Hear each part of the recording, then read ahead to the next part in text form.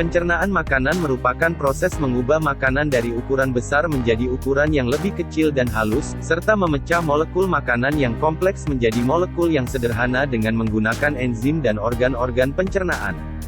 Saluran pencernaan makanan merupakan saluran yang menerima makanan dari luar dan mempersiapkannya untuk diserap oleh tubuh dengan jalan proses pencernaan, penguyahan, penelanan, dan pencampuran, dengan enzim zat cair yang terbentang mulai dari mulut, kerongkongan, lambung, usus halus, usus besar, rektum dan anus.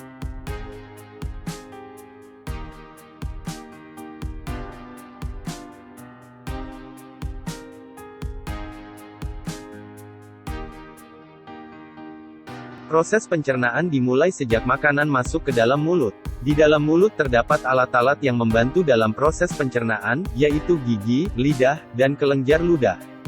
Di dalam rongga mulut, makanan mengalami pencernaan secara mekanik dan kimiawi.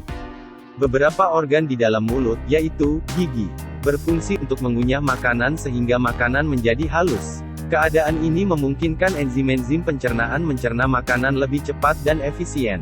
Gigi dapat dibedakan atas 4 macam, yaitu gigi seri, gigi taring, gigi geraham depan, dan gigi geraham belakang. Lidah berfungsi untuk mengaduk makanan di dalam rongga mulut dan membantu mendorong makanan, proses penelanan. Selain itu, lidah juga berfungsi sebagai alat pengecap yang dapat merasakan manis, asin, pahit, dan asam. Tiap rasa pada zat yang masuk ke dalam rongga mulut akan direspon oleh lidah di tempat yang berbeda-beda. Rasa asin, lidah bagian tepi depan. Rasa manis, lidah bagian ujung. Rasa asam, lidah bagian samping.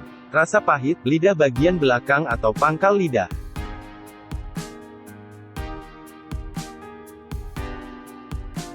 Kerongkongan atau esofagus merupakan saluran penghubung antara rongga mulut dengan lambung. Kerongkongan berfungsi sebagai jalan bagi makanan yang telah dikunyah dari mulut menuju lambung. Jadi, pada kerongkongan tidak terjadi proses pencernaan.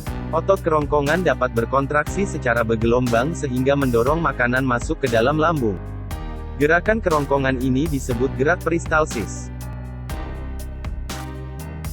Lambung atau ventriculus merupakan kantung besar yang terletak di sebelah kiri rongga perut sebagai tempat terjadinya sejumlah proses pencernaan.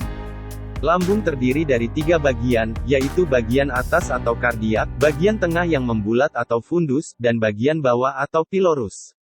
Di lambung mengandung sel-sel kelenjar yang berfungsi sebagai kelenjar pencernaan yang menghasilkan getah lambung.